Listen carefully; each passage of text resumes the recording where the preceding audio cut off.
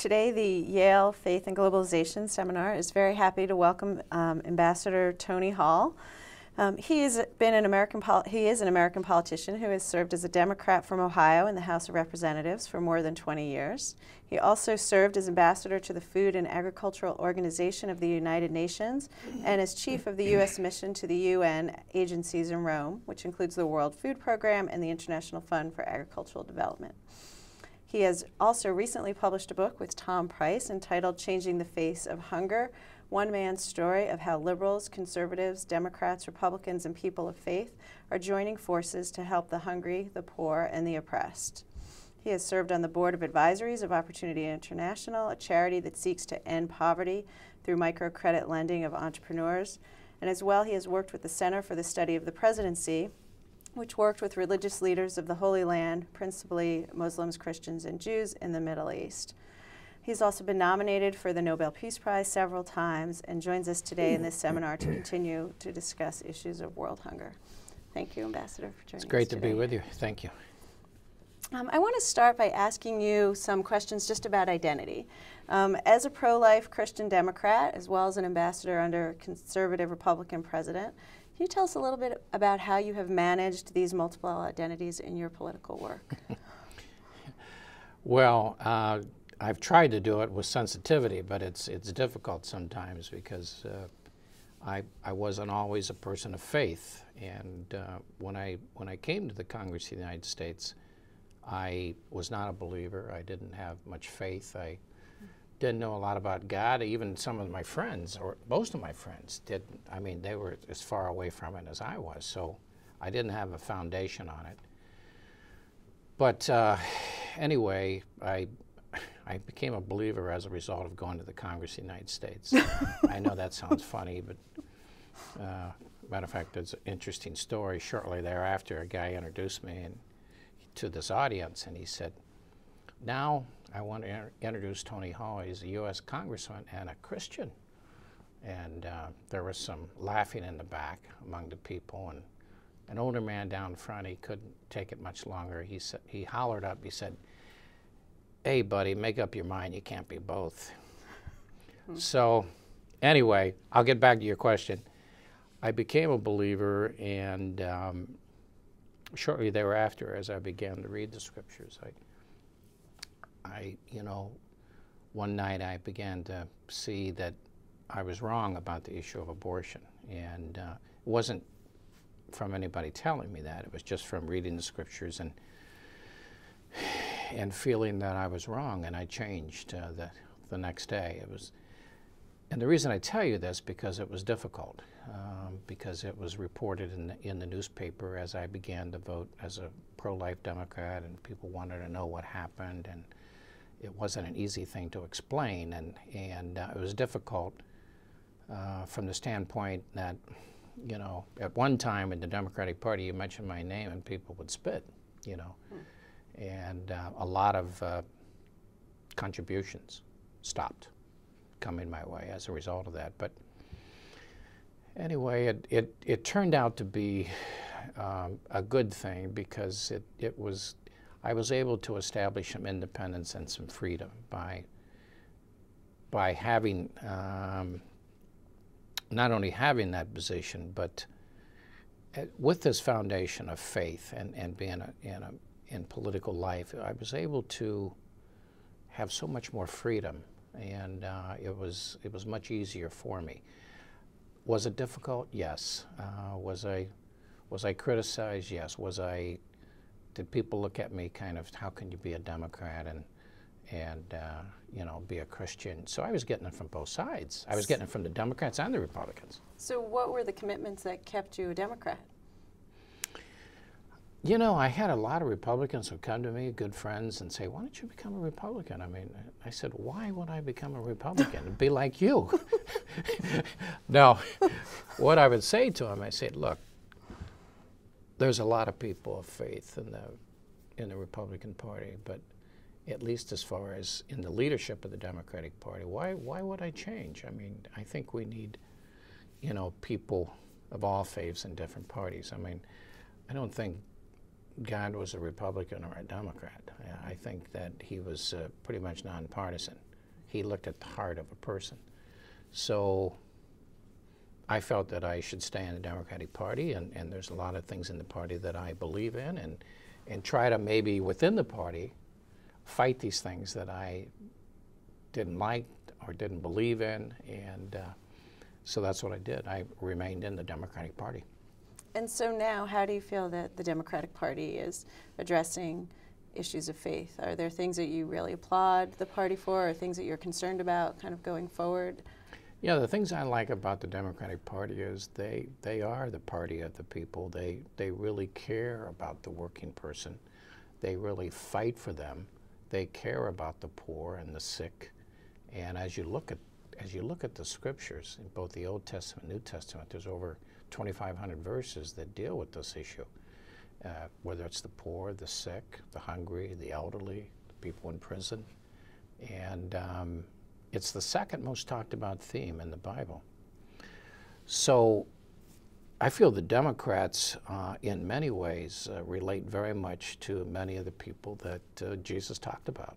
And so for that reason, I stay a Democrat and work in that realm. And at the same time, I'm still against many of the things that certainly the leadership of the Democratic Party is for.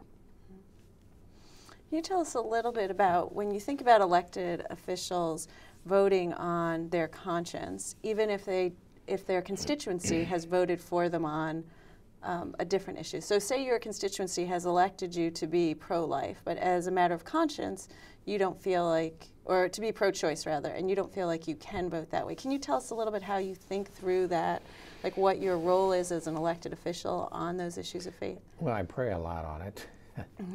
And I do remember a situation, it wasn't a pro-life vote, but it was a vote several years ago that had a lot to do with an issue that was considered anti-democrat.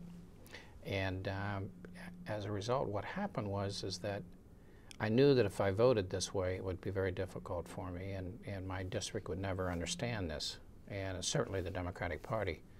But it was something that I felt very clear about, and it was one of the, and I was a young believer, and I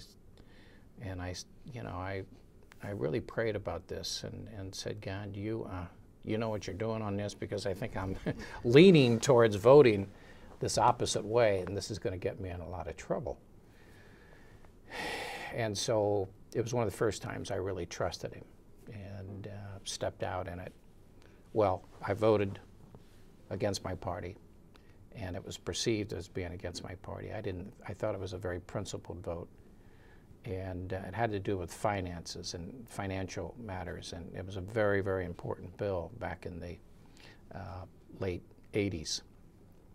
Anyway, the next day, the newspaper said that Hall voted this way, and editorials that went after me, people went after me, letters to the editors, and this guy's a bum,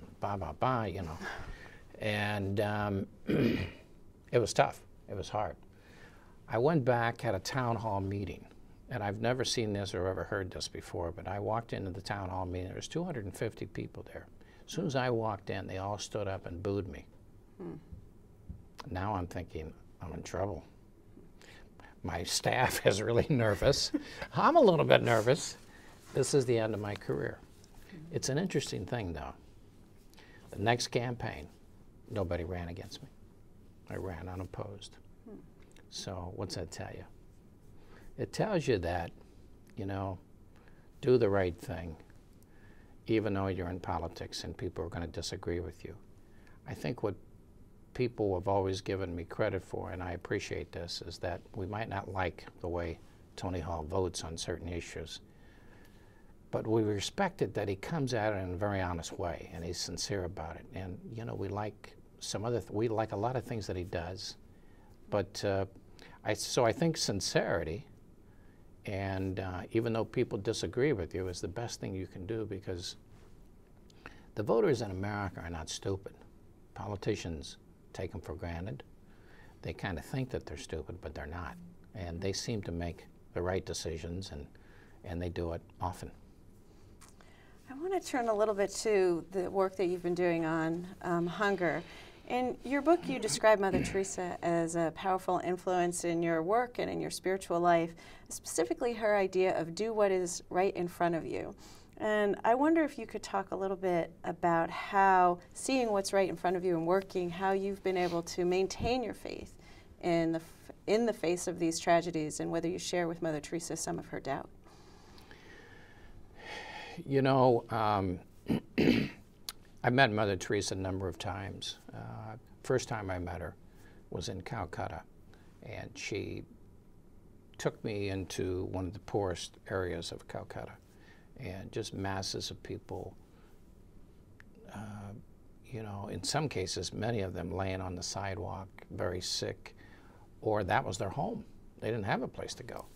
Anyway, being young in those days, I said to Mother Teresa, you know, because I was so interested in this issue, I said, look at these people. I mean, the poverty here.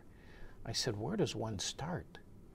And so she went and picked that person up in front of us who was lying on the sidewalk, very sick. She got some people to take him back to her, like hospice, and she began to wash him off and love him and touch him and, you know, just do the kind of thing she does with love that is so amazing. And she came back to me later in the afternoon and she said, we can't all go to Calcutta.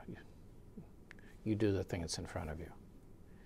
It was a big lesson for me because I've said this story to several audiences before when people were saying, you know, when we look on television and we see this and we figure it's too much beyond us, we can't help these people, but I'm frustrated. And I'm reminded of what Mother Teresa says, do the thing that's in front of you. You know, what's going on here in New Haven? You know, I mean, you don't have to go to Calcutta. There's a lot of things wrong here. If every person did the thing that's in front of them, the smile that you need for somebody that's hurting, your next door neighbor, to work in a food bank or a soup kitchen to help the person that's sick, to work with the elder, whatever. Do the thing that's in front of you. We probably wouldn't need 3/4 of the government aid that we have. But that's not the way it is. Her point was, do the thing that's in front of you. That's what Jesus did. And she modeled that. And she always said, and of course she says this often in her books, that Jesus is with the poor. And I like to be with the poor because I feel Jesus. It's interesting that you say in your book that, and you're sort of alluding to this here, is that you're not interested in solving the problem of poverty, which is sort of surprising, but rather you say that your mission is for caring for the material and spiritual needs of others. And you note in your book as well that Jesus did not seek to solve the problem of poverty. So how do you have a kind of political theology that isn't about problem solving? Like politically, we always think that, well, you know, that's what we're supposed to do. We're supposed to fix it. Well, that's the way, that's what we're taught in Washington. When you come to Washington, if you have a problem, you get some congressmen together, some staff, you appropriate some money, pass a law, say, we'll take care of this problem. We do it all the time. And 9 times out of 10, nothing happens with the law. It's a lousy law. It's a waste of money. And, you know, it'd be an interesting thing if we were, before we would pass a law, if we would privately, not publicly, privately get together and pray and ask God, what do you think? You know, this is the way we're going. We don't know whether it's right or not. We don't ask his opinion. And that's not to say that this is not done in Washington. As a matter of fact, there's a lot of small groups of Republicans and Democrats that meet together. My best friend in the Congress is Congressman Frank Wolf, conservative Republican. We've been praying together for 25 years. So I find that, you know, when you get to know each other and you build relationships and you pray together, it's pretty hard to go out right after you pray together and start yelling and debating and being partisan. Mm-hmm. And I find that we don't solve all the problems of the world. I mean, but we can work on problems together. And Frank and I work on problems like human rights. We work on hunger. We work on a lot of things that are relevant to people. And we solve some of them. Now, we don't solve all the problems of poverty in the world, But the things that come before us, the things that we can do, we do. You've said that you think that humanitarian aid is the best defense or against terrorism right now. Can you talk a little bit about that? Why you think that? Well, I think that I remember meeting this man in Pakistan who told me that he sent his son to these schools that teach hate about us and about Western nations. And there's a lot of these schools, especially in the Middle East and in Pakistan, India, etc. And I asked him, why do you do this? He said, why would you? He said, frankly, I don't like what they teach him, but I don't have any money. I can't feed him. I don't have a job. And they pay for everything, and he gets this free education. So this is what we compete against. If we're going to compete against this, then why don't we open up our own schools and teach things that are right, which we are doing, which are things like, for example, when we do a school feeding project, one of the smartest things that we can do is have school feeding, because a lot of kids stay home because their father or their mother need them to work in the fields, etc. Their families won't send them to school because, number one, they can't afford it, and number two, a lot of schools don't feed them. But when we have school feeding, they go to school, they get fed, they get enough nourishment to last them throughout the day, and they not only learn, but they're able to teach them the things that is not hate. I've seen this time and time and time again. I'll never forget, and I've been in over 130 nations. I see lots of projects, and when I go in, people normally stop me. They don't know who I am, but they think I'm some kind of official. So I don't tell them who I am, but unless they ask. And they said, you're from America, we want to thank you for this. We really appreciate this. This really helps us. This helps us with our work, and this really makes a difference. We don't do enough of this. You want to take the steam out of people and their hate, help them to eat, and help them to get a job. And I'll tell you, it takes the steam. It's not the answer, it's one of the answers. Can you tell us a little bit about the work you're doing now with the Foundation for Hunger, and kind of when you think about the problem of hunger in the world right now, do you think it's a problem of distribution or of yield, like we need more genetically modified foods to increase yields? Like, how is the work that you're doing kind of even think about why we have the problem of hunger that we do? You know, it's a lot of issues. I mean, there's a reason why we have the problem today. We have, you know, all last year we had high energy cost. So to move the food, you know, many miles across the ocean is very expensive. The cost of food itself was terribly high. We had a lot of droughts in various countries that produce food. And then on top of that, we had civil war, corruption, all of those things. We produce enough food in the world. When I say we, the countries of the world produce enough food to feed people. And so it is a problem of distribution. It's a problem of not have, it's the problem that we don't have the food. The problem is why do we have so much food here and not so much food there? And it has a lot to do with the lack of political will. It has a lot to do with the lack of spiritual will. You know, this issue belongs to people of faith. Believers, whether they're Christian or Muslim or Jews. I mean, in all of our scriptures, there's nothing talked about more than this.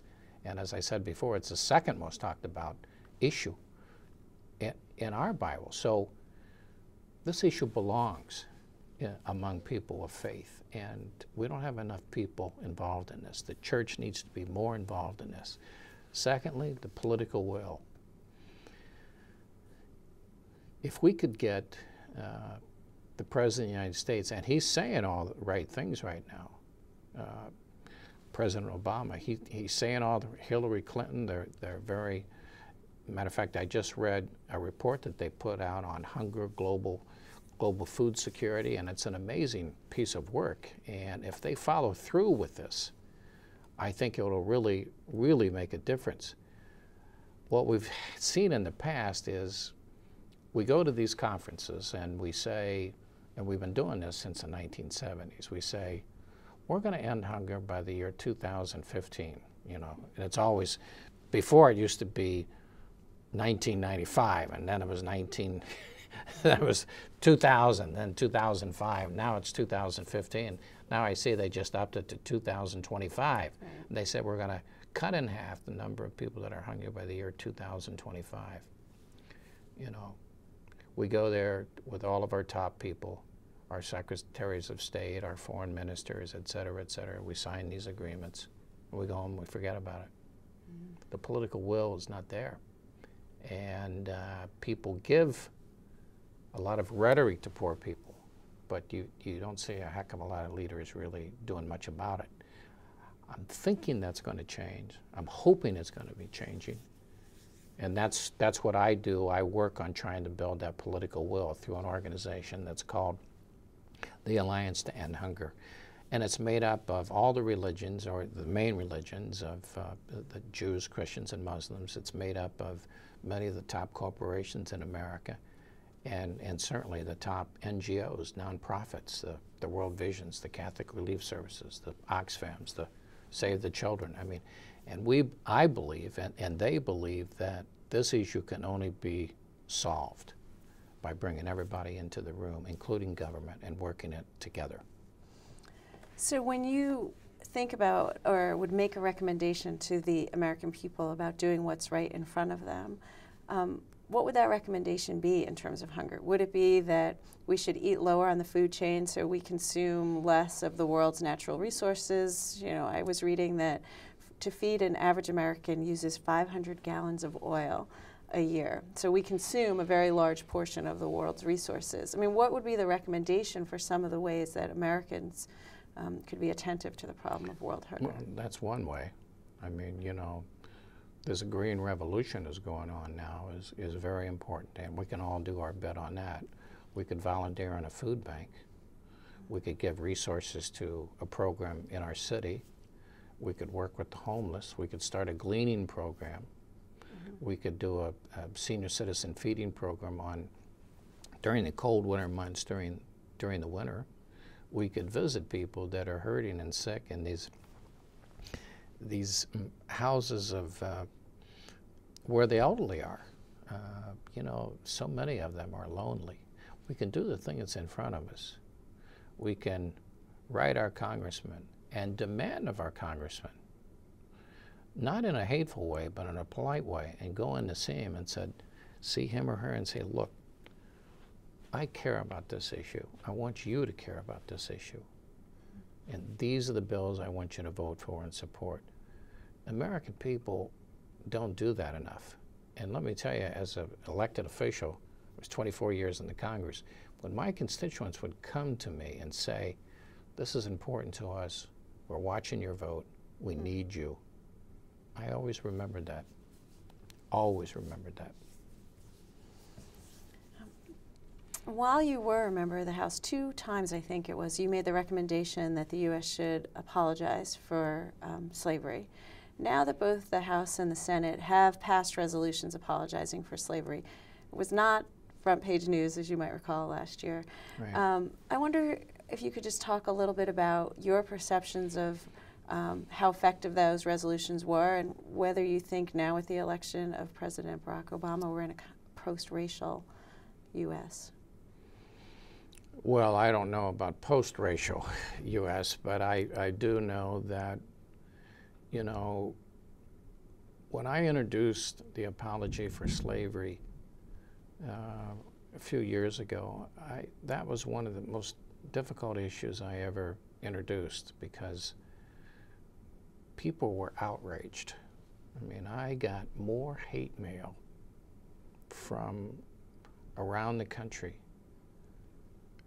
And I mean, it was some of the most hideous things in the world were said about me. It was so, it opened my eyes at this problem that still is brewing sometimes on the surface, but well below the surface as well, to how we hate and the thinking of some of the people in our country.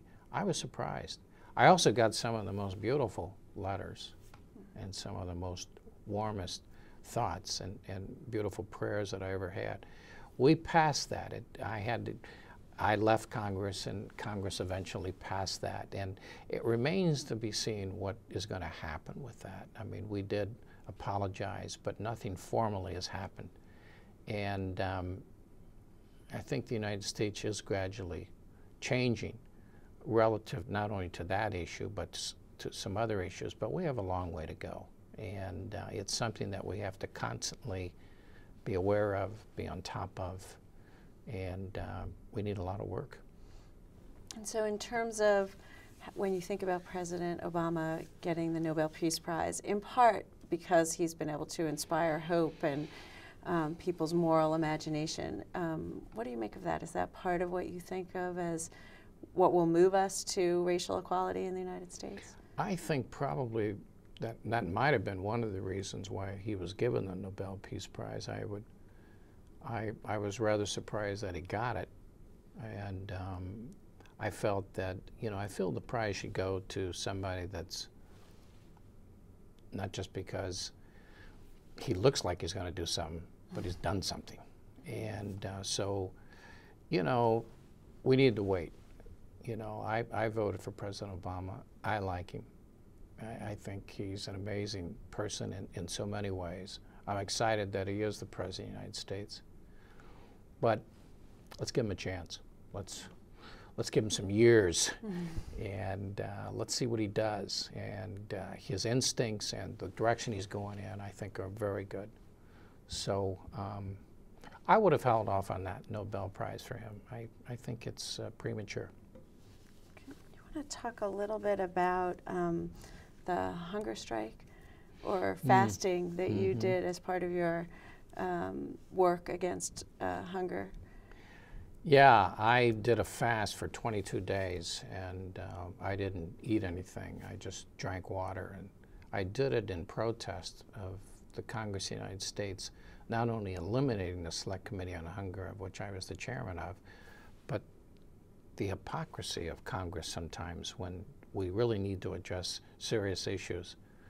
They kind of look the other way. And so I was so taken back by it and so hurt and the frustration of the lack of conscience towards the issue of people that were poor, that in talking to my wife and in reading this wonderful passage from Isaiah 58, about what a true fast is about, I decided to do a hunger fast. And my staff was very worried about this because, this is going to end your career, Tony. I mean, people are never going to understand this. There's never been a congressman that ever fasted. I mean, how are you going to handle this?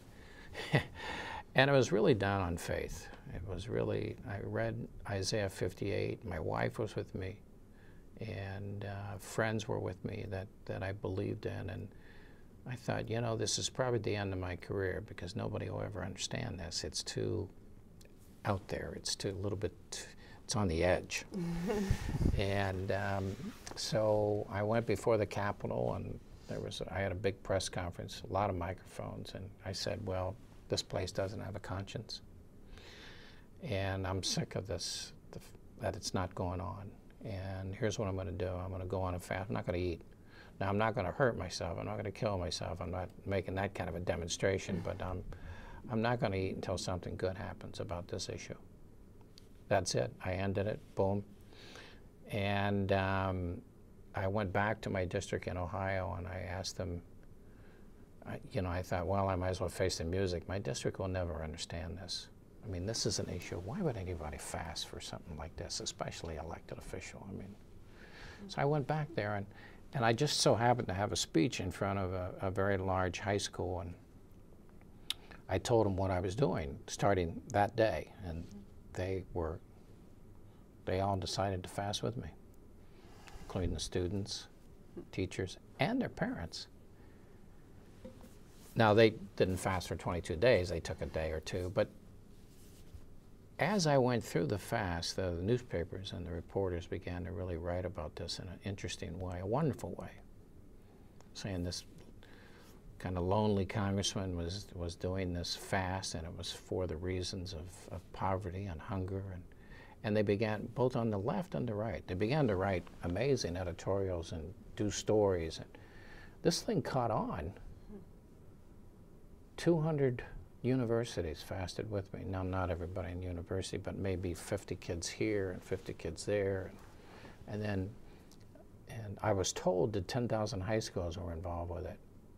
And then a lot of other good things happened. They began to have lots of seminars, lots of programs started. But the thing that got me to finish the fast, because I was waiting, I mean, all these things were good, but I was waiting for something bigger. And the World Bank called me and said, we're moved by this fast, and we want to do something, and we're thinking about having a large meeting based on your fast.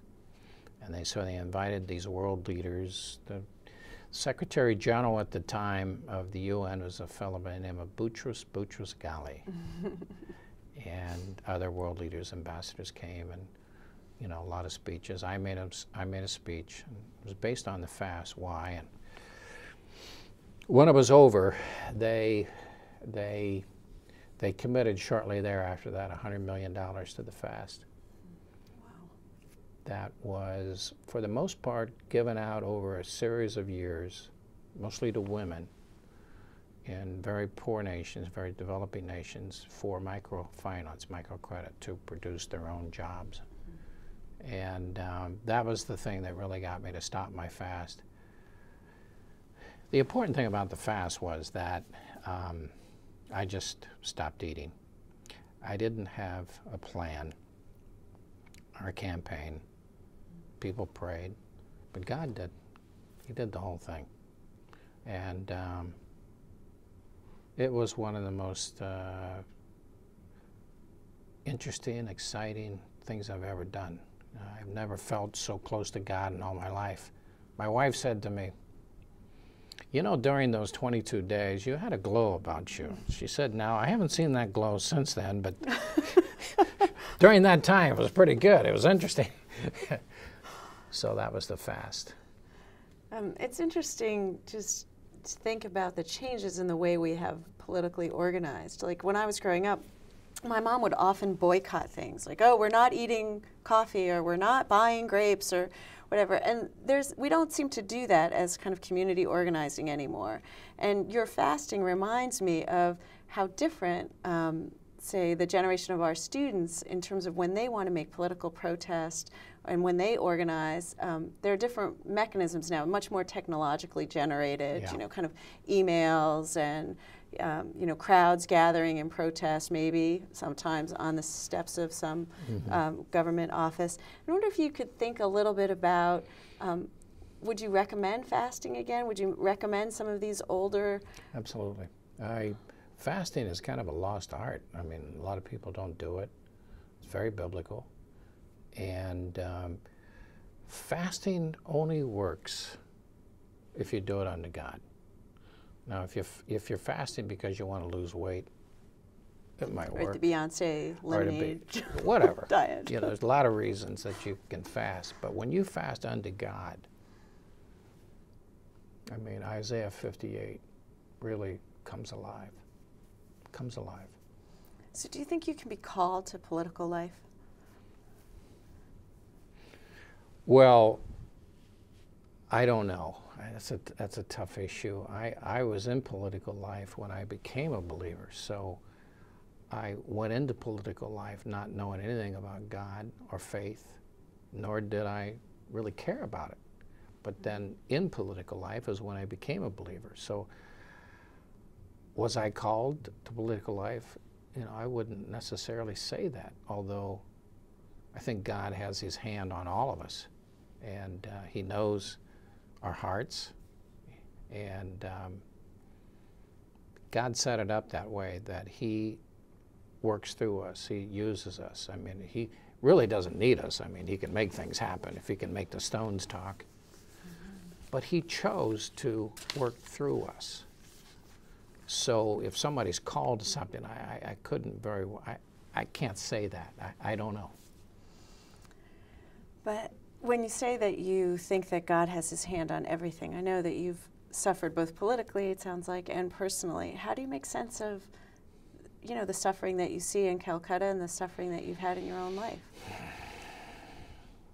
I don't make sense out of it. I live by faith. My son died of leukemia, you know, and it was very difficult for my wife and I, and we struggled. It just killed us, and I didn't know if I was ever going to make it. I thought about jumping off of a building every day almost, and I was barely hung on. But when I came through that experience, I had more faith in God than when I went into it. Now, I can't explain that. I don't know. It's grace, it's love, it's God that stayed close. There are things you can't explain, and that's one of them. Wow. Thank you, Ambassador, for spending this time with us. Thank you.